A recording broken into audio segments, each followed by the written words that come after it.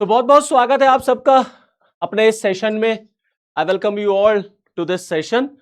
और इस समय भारत में या सोशल मीडिया पर सबसे ज़्यादा जो ट्रेंडिंग है वो सोनम वांगचुक जी द्वारा किया जा रहा जो हंगर स्ट्राइक है। ये आप सब जानते हैं कि पिछले 20 दिनों से सोनम वांगचुक जो हैं वो धरना प्रदर्शन भूख हड़ताल पर बैठे हुए हैं। और आज दिल्ली हाई कोर्ट के फैसले के बाद दरअसल उनकी सेहत लगातार गिरती चली जा रही थी। ये माना जा रहा है कि 9 किलो तक का उनका वजन भी जो है वो रिड्यूस हो गया था। हालांकि उनके सारे वाइटल ऑर्गन्स जो हैं वो बढ़िया परफॉर्म कर रहे थे, बट दिल्ली हाई कोर्ट में एक पीआईएल फाइल होती है और दिल्ली हाई कोर्ट उस पीआईएल की सुनवाई करते हुए ये कहता है कि भारत के प्रत्येक नागरिक का जीवन जो है वो मूल्यवान है और प्रत्येक नागरिक के जीवन की रक्षा करना ये राज्य का दायित्व होता है, राज्य का कर्तव्य होता है। इसीलिए दिल्ली हाई कोर्ट ने दिल्ली सरकार को यह फैसला सुनाया कि सरकार सोनम वांगचुक जी के स्वास्थ्य का ध्यान रखे। और आज सुबह जब मैं ये वीडियो शूट कर रहा हूं, यानी कि आज सैटरडे को, आज सुबह पुलिस जो है वो पहुंचती है जंतर मंतर पर जहां वो धरना दे रहे थे और उनको वहां से शिफ्ट करा दिया जाता है सफदरजंग हॉस्पिटल में। लेकिन क्या आपने कभी ये सोचा कि ये जो हड़ताल है, ये जो हंगर स्ट्राइक होती है, अक्सर हम सुनते हैं कि कोई ना कोई लीडर, कोई ना कोई नेता, कोई व्यक्ति सरकार से जब अपनी बात मनवाने के लिए कहता है, या इन जनरली भी हम ये देखते हैं कि भूख हड़ताल जो है वो भारत में बहुत की जाती है। तो आपने कभी ये जानने की कोशिश की कि दरअसल भारत में ये भूख हड़ताल, ये हंगर स्ट्राइक, ये कहां से आया, ये कैसे आया, इसकी लेगेसी क्या है? किसी ना किसी व्यक्ति ने पहली बार तो इसका इस्तेमाल किया होगा, जिसको कॉपी अब तक किया जा रहा है। चलिए आज के इस सेशन में आपको यही सब बातों को मैं बताऊंगा। और आप मेरे पीछे जो स्लाइड लगी है उसमें कुछ महापुरुषों की फोटो आप देख रहे हैं, जैसे फॉर एग्जांपल महात्मा गांधी जी हैं, फॉर एग्जांपल भगत सिंह साहब हैं, इरोम शर्मिला हैं और सोनम वांगचुक हैं। इन सारे लीडर्स में, इन सारी पर्सनालिटीज में एक चीज कॉमन है, और वो है हंगर स्ट्राइक, भूख हड़ताल। ये हंगर स्ट्राइक, भूख हड़ताल इन सबको एक प्लेटफॉर्म पे ले आती है। फिर चाहे वो गांधी हो, known for his hunger strike, Bhagat Singh known for his hunger strike, Irom Sharmila known for his hunger strike, और सोनम वांगचुक आज हम देख ही रहे हैं आज कि इस समय 20 दिन हो गए और वो हंगर स्ट्राइक पर हैं। अब क्वेश्चन ये उठता है कि ये हंगर स्ट्राइक या ये भूख हड़ताल या ये उपवास, इसकी कहानी क्या है, कहां से ये शुरू हुआ? इन जनरली घरों में भी होता है, जब छोटे बच्चे होते हैं और जब अपने माँ बाप से वो थोड़ा नाराज हो जाते हैं, कोई बात उनको मनवानी होती है, मोबाइल फोन चाहिए, बाइक चाहिए, कुछ चाहिए, तो आदमी क्या करता है, खाना छोड़ देता है सबसे पहले, नहीं खाएंगे। वो भी एक तरीके का भूख हड़ताल होता है कि आपने एक दिन नाश्ता नहीं किया, एक दिन खाना नहीं खाया, नाराज हो गए, कोप भवन में जाके बैठ गए। जैसे राजा दशरथ से बात अपनी मनवानी थी तो केकई जो है वो कोप भवन में जाके बैठ गई थी। तो कोप भवन में जब बैठी तो उन्होंने यही सब काम किया था, उन्होंने अपना श्रृंगार करना छोड़ दिया, उन्होंने सबसे बात करना छोड़ दिया, वो भूख हड़ताल पे एक तरीके से बैठ गई। तो कहने का मतलब है हंगर स्ट्राइक जो है वो भारत के डीएनए में, भारत की संस्कृति में पाया जाता है। और आजादी से पहले भी और आजादी के बाद भी ये एक तरीका सरकार पर दबाव बनाने का, ये एक तरीका गवर्नमेंट को प्रेशराइज करने का हमेशा इस्तेमाल होता रहेगा, क्योंकि इसको एक पीसफुल प्रोटेस्ट माना जाता है, एक शांतिपूर्वक धरना। और भारत का संविधान भी हम सबको पीसफुल प्रोटेस्ट का अधिकार देता है। तो जब हम पीसफुल प्रोटेस्ट करते हैं तो लोकतंत्र में सरकार पर दबाव बनाने के लिए जनता को धरना देने का अधिकार होता है। जनता धरना प्रदर्शन कर सकती है इन अ डेमोक्रेसी, ये अलाउड है, ये और ये पब्लिक का राइट भी है। बट वो जो प्रोटेस्ट होना चाहिए वो प्रोटेस्ट पीसफुल होना चाहिए, उसमें पब्लिक प्रॉपर्टी को, उसमें स्टेट को, स्टेट के ऑर्गेनाइजेशंस को, स्टेट के इंस्टीट्यूशंस को कोई प्रॉब्लम नहीं होना चाहिए। Now here comes hunger strike. अब यहीं से शुरुआत हो जाती है भूख हड़ताल की, कि ये एक ऐसा तरीका होता है जिसमें हम अपने आप को कष्ट देते हैं, और अपने आप को कष्ट देते हुए हम सामने वाले को मजबूर कर रहे हैं कि तुम हमारी बात सुनो। इसलिए हम धरने पर बैठ जाते हैं, धरना प्रदर्शन करने लग जाते हैं, और उस धरने प्रदर्शन को भी थोड़ा सा और ज्यादा मजबूती देने के लिए जो लीडर्स होते हैं, जो लोग होते हैं, जो आम इंसान होती है, वो हंगर स्ट्राइक करने लग जाती है। जैसे गांधी की हम बात बताते हैं आपको, महात्मा गांधी, बापू ने जब देश को आजाद कराने की ठानी, तो बापू ने अंग्रेजों से लड़ने का जो तरीका अपनाया वो था सत्याग्रह। जब आप गांधी को पढ़ते हैं, गांधी के सिद्धांतों को पढ़ते हैं, प्रिंसिपल्स को पढ़ते हैं, तो उनका एक बड़ा इंपॉर्टेंट प्रिंसिपल था, वो था सत्याग्रह। गांधी के पूरे मूवमेंट्स को अगर आप देखेंगे, उनकी जर्नी को देखेंगे, तो उन्होंने हमेशा नॉन वायलेंस तरीके को ही सपोर्ट किया। गांधी के लिए हिंसा एक मतलब गांधी के लिए हिंसा पाप था। कतई हिंसा, किसी भी रूप में हिंसा गांधी को बर्दाश्त नहीं थी, फिर चाहे वो अंग्रेजों का भारतीयों के ऊपर हो रहा हो या भारतीयों का अंग्रेजों के ऊपर क्यों ना हो रहा हो। गांधी का मानना था कि मींस और आपका एंड, ये दोनों बहुत शुद्ध होने चाहिए, मतलब साध्य और साधन ये दोनों बहुत शुद्ध होने चाहिए। शुद्ध का मतलब प्योर होना चाहिए, मतलब ये कि अगर आप किसी बड़ी चीज की उम्मीद करते हैं, अगर आपका गोल बहुत बड़ा है, बहुत पवित्र है, तो उसको पाने का रास्ता भी उतना ही पवित्र होना चाहिए। और उस दौरान जब आजादी की लड़ाई चल रही थी, जब देश आजाद, प्रोटेस्ट मूवमेंट्स जब चल रहे थे, आजादी की लड़ाई जब उस समय हो रही थी अंग्रेजों के टाइम पर, तो गांधी ने कहा कि अगर आजादी जो है वो एक सबसे पवित्र मंजिल है, हमको उसको अचीव करना, हमको उसको पाना है, तो हमारा तरीका, हमारा रास्ता भी जो है वो पवित्र होना चाहिए। हम किसी को तकलीफ दे करके आजादी नहीं लेंगे। इसीलिए आप इतिहास में पढ़ते हैं कि जब नॉन कोऑपरेशन मूवमेंट गांधी ने शुरू किया, तो चौरी चौरा कांड हो गया, और चौरी चौरा कांड से गांधी इतने आहत हुए, इतने दुखी हुए कि उन्होंने तुरंत नॉन कोऑपरेशन मूवमेंट को वापस लेने का आदेश दे दिया। गांधी ने कहा ना, अभी भारतीय जनता सत्याग्रह के लिए तैयार नहीं है, अभी भारत की जनता बड़े मैसिव प्रोटेस्ट के लिए तैयार नहीं है। बड़ी जंग की तैयारी करने के लिए आपको बड़ी तैयारी करनी पड़ती है, अपने आप को अपने अंदर से मजबूत करना पड़ता है। तो गांधी का सत्याग्रह जो था, वो एक तरह से हंगर स्ट्राइक जो था, वो गांधी का एक हथियार था।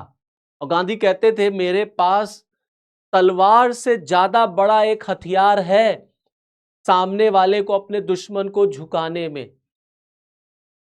गांधी दुश्मन को तकलीफ दे करके अपनी बात मनवाने में यकीन नहीं रखते थे। वो ये मानते थे कि अंग्रेज हमारे ऊपर जुल्म करते हैं, लेकिन गांधी का मानना था कि अंग्रेजों से हमें अगर अपनी कोई बात मनवानी है, तो उसका एक तरीका होगा, मारपीट नहीं। गांधी के ऊपर दरअसल बहुत सारे थिंकर्स, बहुत सारी फिलोसोफर्स का उनके ऊपर इंपैक्ट था। Gandhi was highly influenced by Jainism, Buddhism. भगवान बुद्ध और भगवान महावीर से गांधी बहुत ज्यादा प्रभावित थे। और जब आप जैनिज्म और बुद्धिज्म पढ़ते हैं, तो ये दोनों धर्म भी बेसिकली नॉन वायलेंस पर ही बेस्ड थे। भगवान बुद्ध भी नॉन वायलेंस की बात करते हैं, भगवान जैन महावीर भी जो है वो नॉन वायलेंस की बात करते हैं। लियो टॉल्स्टॉय से गांधी बहुत इंस्पायर्ड थे, हेनरी विवियन डिरोजियो से गांधी बहुत इंस्पायर्ड थे, जीसस क्राइस्ट से गांधी बहुत इंस्पायर्ड थे। और ये सारे लीडर्स जो हैं, इन जितने भी पर्सनालिटीज का मैंने नाम लिया, चाहे भगवान बुद्ध हो, चाहे भगवान महावीर हो, जीसस क्राइस्ट हो, जीसस क्राइस्ट हंसते हंसते सूली पर चढ़ गए और उन्होंने ईश्वर से कहा, प्रभु से कहा कि हे प्रभु, मेरे दुश्मनों को, मेरे इन लोगों को माफ करना, क्योंकि उनको पता नहीं कि ये क्या कर रहे हैं। ऐसे ही गांधी का भी मानना था कि हम किसी को तकलीफ नहीं पहुंचाएंगे और हमारा जो रास्ता होगा वो सत्याग्रह का होगा। तो सत्याग्रह का मतलब है सत्य के लिए आग्रह करना, सत्य के लिए लड़ना, सत्य की खोज करना। और सत्य क्या है? सत्य ईश्वर है, परमेश्वर है सत्य। वही एक चीज सत्य है, बाकी और कोई सत्य नहीं है, बाकी सब मिथ्या है। अब ईश्वर की अगर प्राप्ति करनी है आपको, तो आपका रास्ता भी उतना ही पवित्र होना चाहिए। वहीं से निकल के आ गया गांधी का सत्याग्रह। तो गांधी जब साउथ अफ्रीका में थे तो उन्होंने सत्याग्रह करना शुरू किया। सक्सेसफुल सत्याग्रह गांधी का साउथ अफ्रीका में हुआ। और फिर जब वो बाद में भारत आए तो यहां पर चंपारण सत्याग्रह किया और पहला हंगर स्ट्राइक उन्होंने अहमदाबाद मिल स्ट्राइक की। अहमदाबाद मिल स्ट्राइक, प्लेग फैल गया था। प्लेग का बोनस को लेकर के जो अहमदाबाद टेक्सटाइल मिल था उसके वर्कर्स धरने पर बैठ गए थे। गांधी पहुंच गए और गांधी ने अहमदाबाद मिल स्ट्राइक शुरू कर दी। गांधी का पहला हंगर स्ट्राइक वही था। बस गांधी का ये हंगर स्ट्राइक जो इतना फेमस हुआ कि ये घर घर तक पहुंच गया, घर घर तक ये पहुंच गया। और आज भारत में ये एक हथियार है, हंगर स्ट्राइक पर बैठ जाना। आज ये हथियार है भारत में, एक पीसफुल प्रोटेस्ट का सबसे मजबूत हथियार है भूख हड़ताल कर देना। वहां से ये बात फिर शुरू हुई। फिर गांधी के तमाम भूख हड़ताल के एग्जाम्पल्स हमको मिलते हैं। सबसे बड़ा एग्जाम्पल तो गांधी जी के हंगर स्ट्राइक का था, जब ब्रिटिशर्स ने जो है पूना पैक्ट जब गांधी का हुआ था डॉक्टर भीमराव अंबेडकर के साथ यरवदा जेल में, जब गांधी थे वहां पर मैकडॉनल्ड अवार्ड आया था भारत में, उसमें रिजर्वेशन देने की बात थी। गांधी नाराज हो गए, गांधी जेल में थे, गांधी हंगर स्ट्राइक पर बैठ गए और तब फाइनली वहां पर गांधी और अंबेडकर के बीच पूना पैक्ट साइन हुआ था। तो गांधी जब हंगर स्ट्राइक पर बैठते थे ना, तो यहां से लेकर के लंदन तक लोग हिल जाते थे कि गांधी ने धरना प्रदर्शन दे दिया, गांधी जो है भूख हड़ताल पर बैठे हैं। क्योंकि भूख हड़ताल करना इतना आसान नहीं होता, इतना आसान नहीं है। यहां आदमी एक दिन बिना खाए नहीं रह पाता है। गांधी जो है 10-10 दिन, 20-20 दिन, 25-25 दिन बिना खाए पिए जो है वो हड़ताल पर बैठे रहते थे। आप भगत सिंह की बात कर लीजिए, आप इरोम शर्मिला की बात कर लीजिए, आप सोनम वांगचुक की बात कर लीजिए। देखिए 20 दिन हो गए इनके।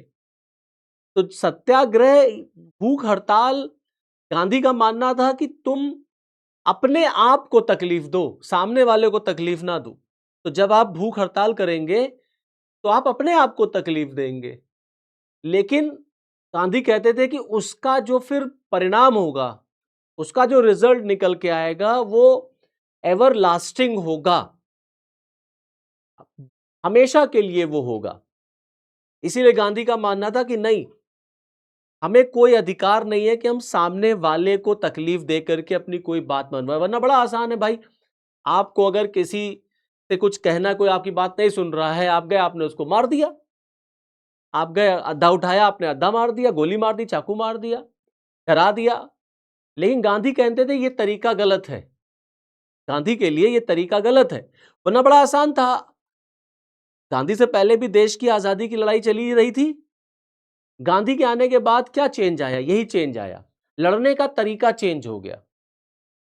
अब बहुत सारे लोग कह सकते हैं गांधी का तरीका कायर का तरीका था। नहीं, भूख हड़ताल कर देना कायरों की निशानी नहीं होती। भूख हड़ताल करने के लिए करेज चाहिए, हिम्मत चाहिए। अंदर से आप इतने मजबूत हो, आपकी विल पावर इतनी मजबूत हो कि नहीं, हम 20 दिन नहीं, 25 दिन नहीं, अगर हम 1 महीने भी नहीं खाएंगे तो नहीं खाएंगे, भले ही हम मर जाएं। तो फास्ट अनटू डेथ होता था गांधी का, मर जाना हमें मंजूर है। तो हम बैठ गए भूख हड़ताल पर, तो अब तभी उठेंगे जब मेरी बात तुम मानोगे। तो गांधी का ये तरीका जो है बड़ा पॉपुलर हुआ और अंग्रेज इससे बहुत डरते थे कि अभी कोई बात होगी गांधी भूख हड़ताल में बैठ जाएंगे। और गांधी भूख हड़ताल बैठते थे, पूरा भारत है भूख हड़ताल में बैठ जाता था।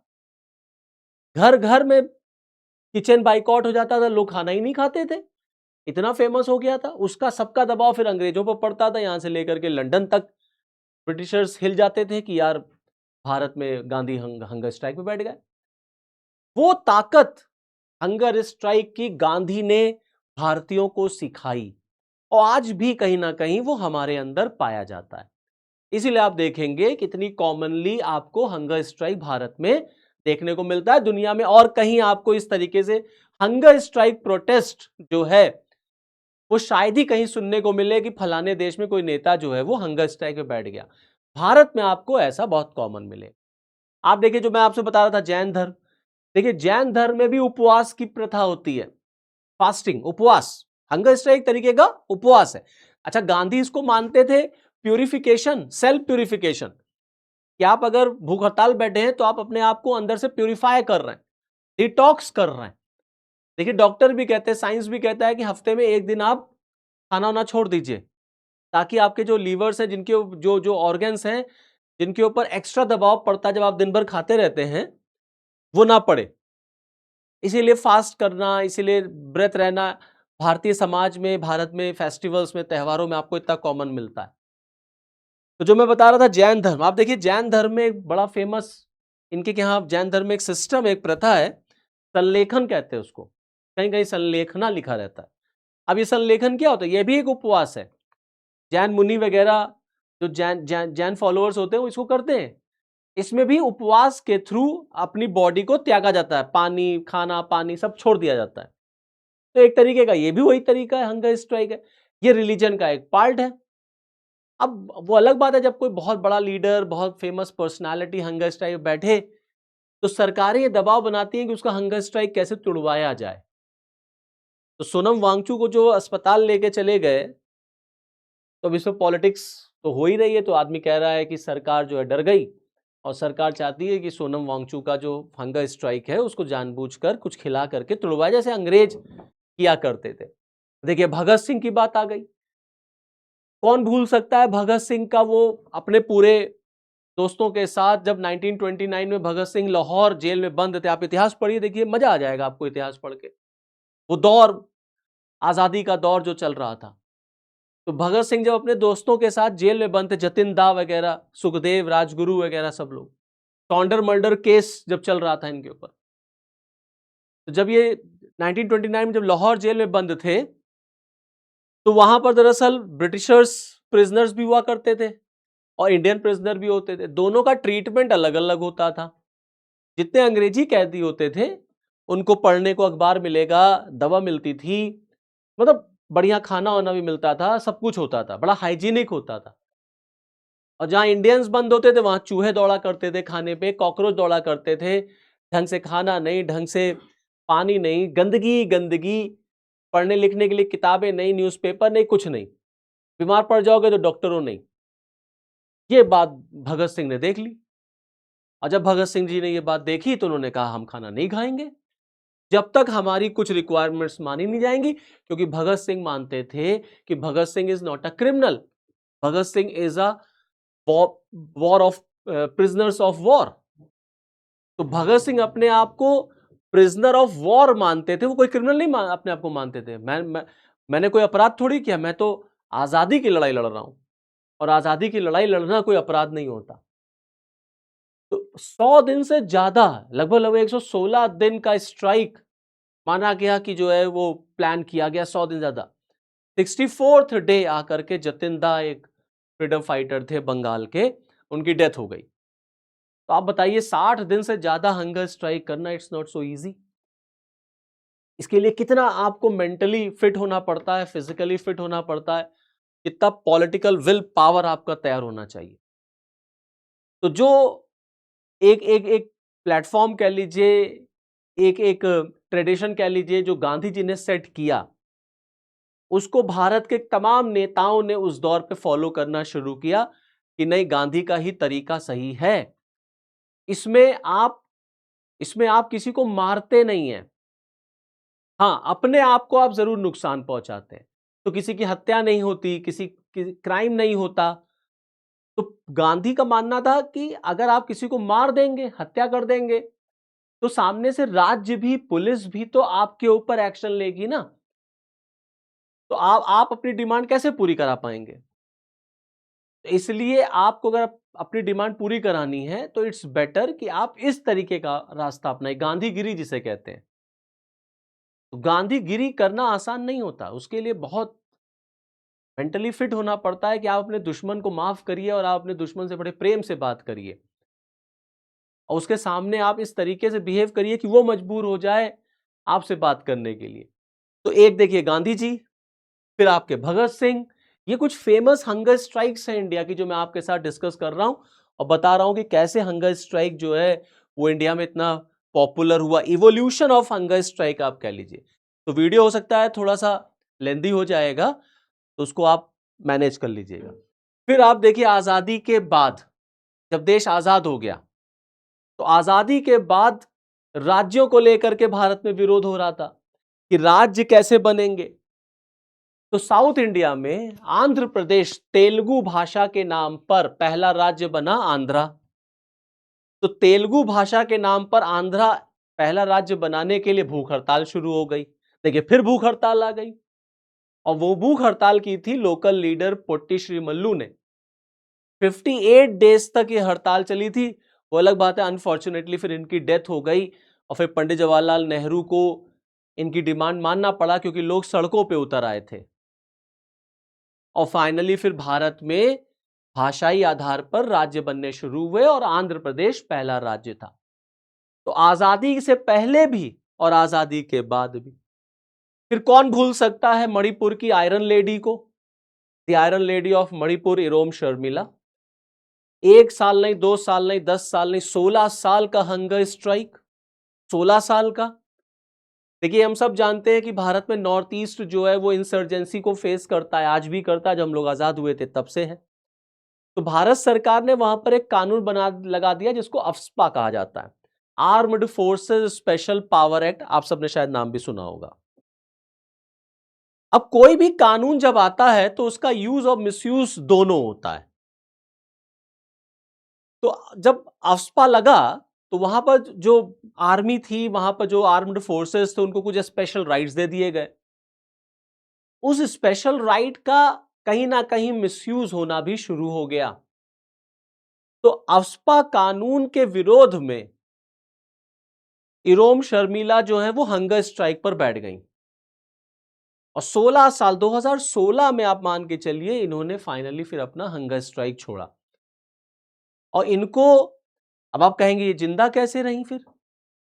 तो इनको क्या होता था ना, इनको पाइप से इनको फ्लूइड दिया जाता था, खाना नहीं, इनको फ्लूइड दिया जाता था क्योंकि राज्य को भी ये देखना है भाई कि कोई अगर फेमस लीडर है, अगर वो मर जाएगा हंगर स्ट्राइक पे तो इशू क्रिएट हो जाएगा। तो राज्य क्या करता है, पूरी कोशिश करता है कि या तो उसकी बात मान लें और या तो हम उसके हंगर स्ट्राइक को ब्रेक करवा दें। तो ये आयरन लेडी ऑफ मणिपुर की बात रही। अब आप देखिए एक और गांधीयन हंगर स्ट्राइक की मैं बात करता हूं, वो है अन्ना हजारे जी का मूवमेंट जब चला था। जब अन्ना हजारे, कुमार विश्वास, किरण बेदी, आपके अरविंद केजरीवाल, ये 2011 की मैं बात बता रहा हूं, 2011-12 की, जब दिल्ली में भ्रष्टाचार के खिलाफ लोकपाल कानून, लोकपाल लाने के लिए भ्रष्टाचार के खिलाफ ये सारे लोग धरने पर बैठे थे, वो भी एक हंगर स्ट्राइक था, वो भी एक भूख हड़ताल थी। तो भारत में भूख हड़ताल के कई एग्जाम्पल्स हैं और बड़े फेमस फेमस एग्जाम्पल हैं। फिर अन्ना हजारे जी के टाइम पर डॉक्टर मनमोहन सिंह की सरकार थी। तो ये एक तरीका होता है ना सरकार को प्रेशर में लाने का, दबाव क्रिएट करने का, जिसमें हम ना पुलिस को कोई टॉर्चर करते हैं, ना हम पुलिस पुलिस पे जो है हम पत्थर उत्थर फेंकते हैं, ना हम सरकार को कोई नुकसान पहुंचाते हैं, ना किसी बिल्डिंग विल्डिंग को नुकसान पहुंचाते हैं। हम राज्य को कोई नुकसान नहीं पहुंचाते, लेकिन हम अपने आप को नुकसान पहुंचा के राज्य तक अपनी बात पहुंचाते हैं। तो ये अन्ना हजारे जी का आंदोलन चला। और अब जो आजकल बड़ा ट्रेंडिंग है, जो न्यूज में है, वो आप सोनम वांगचू का देख रहे हैं। 20 दिन हो गए धरने पर, हंगर स्ट्राइक पर बैठे हुए। अब इनको सफदरजंग शिफ्ट कर दिया गया क्योंकि इनकी हेल्थ को इशू है, हेल्थ को प्रॉब्लम है। तो हाई कोर्ट ने ऑर्डर दे दिया कि नहीं, इनको आप मेडिकल ट्रीटमेंट दिलाइए, under the supervision of medical team रहे, डॉक्टर जांच करें कि भाई इनके ऑर्गन्स जो हैं वो सब चल रहे हैं कि नहीं चल रहे हैं, और अगर कोई इशू क्रिएट हो तो इनको मेडिसिन वगैरह दी जा सके। अब ये बात है, देखिए डेमोक्रेसी में मैंने आपको बताया कि सरकार के अगेंस्ट पब्लिक को प्रोटेस्ट करने का, विरोध प्रदर्शन करने का अधिकार है, हंगर स्ट्राइक पे जाने का राइट है, ये सब अधिकार है। अब 20 दिन हो गए, तो जाहिर सी बात है कि राज्य को भी ये बात सोचनी चाहिए कि अगर कोई व्यक्ति या कोई समूह राज्य से अपनी कोई डिमांड रखता है, कोई बात रखता है, और अगर वो जेन्युइन है, तो राज्य को भी उस पर अटेंशन पे करनी चाहिए। इसमें राज्य छोटा नहीं हो जाएगा, इसमें सरकारें छोटी नहीं हो जाती कि अगर सरकार जो प्रोटेस्ट पे बैठा है, जो हंगर स्ट्राइक बैठा है, उसको बुला ले या वहां तक पहुंच जाए और बातचीत कर ले, किसी से पूछे बताइए आपकी क्या प्रॉब्लम, क्या तकलीफ है, क्योंकि यही डेमोक्रेसी है। लोकतंत्र का मतलब ही यही होता है, लोगों का तंत्र है ये, जहां सरकार जो है वो तानाशाह नहीं है। सरकार में अहंकार नहीं होना चाहिए कि तुम हंगर स्ट्राइक पे बैठ गए और तुम हमको ब्लैकमेल कर रहे हो, नहीं। हंगर स्ट्राइक पे बैठना कोई ब्लैकमेलिंग नहीं होती। कुछ हमारी डिमांड्स है, कुछ हमारी तकलीफ है, हमें सरकार तक पहुंचाना है। अब सरकार तक कैसे पहुंचाएं, उसके लिए हम या तो वायलेंस करें और या तो हम नॉन वायलेंस गांधीयन पाथ पर चले, गांधी के रास्ते पर चले। तो गांधी का रास्ता जो होता है वो फॉरएवर होता है, उसका रिजल्ट बहुत मीठा होगा, बहुत अच्छा होगा, किसी को प्रॉब्लम नहीं होगी। लेकिन जब हिंसा शुरू हो जाती है, सबको प्रॉब्लम होती है, खून खराबा होगा, कर्फ्यू लगेगा, तोड़फोड़ होगी, उसमें दो हम मारेंगे, दो राज्य मारेगा, उससे किसी कुछ नहीं मिलता। तो एक रास्ता बचा गांधी जी का। तो अगर कोई व्यक्ति हंगर स्ट्राइक बैठा है और अगर उसकी कुछ डिमांड, भाई डिमांड क्या है, डिमांड तो यही है ना कि नीट का पेपर जो लीक हुआ या और जो पेपर लीक होते हैं, उस एजुकेशन सिस्टम को हम ये सुधारें जिससे भारत में आने वाले दिनों में कोई पेपर लीक ना हो। अगर लीक हो तो किसी की अकाउंटेबिलिटी फिक्स होनी चाहिए। धर्मेंद्र प्रधान जी का रेजिग्नेशन, तो अगर रेजिग्नेशन मांगा जा रहा है, अगर वो रिजाइन कर देंगे तो कौन सी बहुत बड़ी बात आ जाएगी। भाई इस देश में तो एग्जाम्पल है कि जब रेलवे एक्सीडेंट हो गया तो लाल बहादुर शास्त्री जी ने अपने आप नैतिकता के आधार पर जाकर के रिजाइन कर दिया था। और यहां तो नीट का जब पेपर लीक हुआ तो कितने युवा बच्चों ने अपनी जान दे दी। उन बच्चों के प्रति तो कुछ हमदर्दी होनी चाहिए ना। तो एक तो ये कि हम अपने एजुकेशन सिस्टम को सुधारें, इसमें कौन सी कोई ऐसी बात है जो बहुत गलत डिमांड है। बिल्कुल भारत में एजुकेशन सिस्टम सुधारने की जरूरत है, इतनी महंगी एजुकेशन सिस्टम है, इसे सही करना पड़ेगा। जहां राज्य फेल हो रहा है एजुकेशन सिस्टम में, उसको सही करना पड़ेगा जिससे एजुकेशन सस्ता हो, सबको पहुंचे, एग्जाम टाइम पर हो, रिजल्ट समय पर आए, पेपर लीक ना हो, और अगर पेपर लीक हो रहा है तो किसी की अकाउंटेबिलिटी फिक्स हो। यही डिमांड है ना, इस डिमांड को सुनना चाहिए राज्य को। इसमें सरकार कोई छोटी नहीं हो जाएगी, कोई गलत गवर्नमेंट की डिमांड यहां पर नहीं है। क्लियर है। प्लस साथ ही साथ रेगुलर वैकेंसी भी निकलती रहनी चाहिए जिससे जो युवा हैं, जो फ्रस्ट्रेशन में, डिप्रेशन में चले जाते हैं, वो ना जा पाए। भाई आदमी पढ़ता लिखता क्यों है, इसीलिए ना कि वो नौकरी करे बिजनेस में। यहाँ वैकेंसी नहीं निकलती, निकलती है तो उसमें इतना भ्रष्टाचार हो जाता है कि 2-2 साल 3-3 साल हो जाते हैं, पेपर ही नहीं होता, और होता भी है तो पेपर पता चला लीक हो गया, या हाई कोर्ट में फंस गया, या सुप्रीम कोर्ट में चला गया, ज्वाइनिंग ही नहीं हो पाती। तो अल्टीमेटली ये सब आपके देश के युवा को कहीं ना कहीं फ्रस्ट्रेशन में डालता है, और फिर वो युवा जो है वो कहीं गलत रास्ते पे जाएगा अगर, तो वो भी देश के खिलाफ है, वो भी देश समाज के लिए नहीं ठीक है।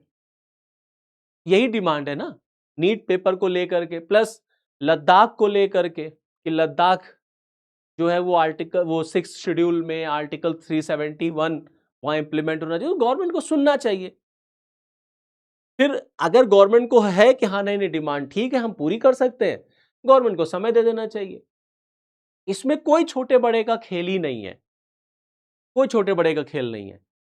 आपको उनको बुलाना चाहिए, ठीक है आइए हम आपसे बात करते हैं, जिससे एक कम्युनिकेशन चैनल हमेशा रहना चाहिए और एक रास्ता निकले कि हाँ फाइनली चलिए ठीक है, सरकार ने ये बात मानी।